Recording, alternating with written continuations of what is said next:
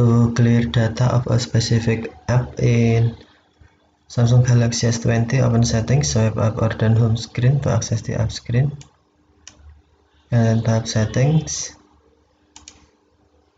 You can also open settings screen from notification panel, swipe down notification panel, and then tap settings icon.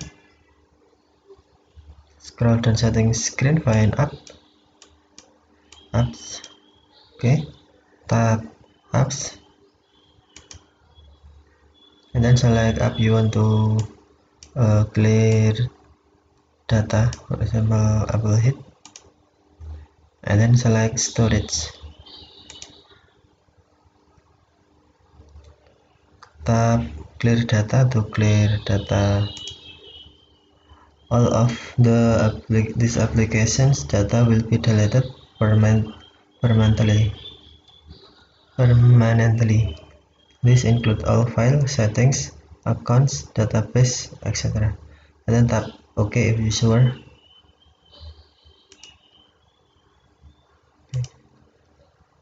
Data will always delete. Let's to try in other app, for example XP routine, storage, and then clear data. All of this application data will be deleted permanently.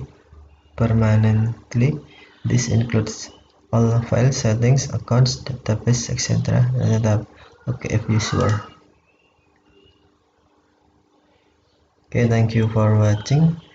Have a nice day.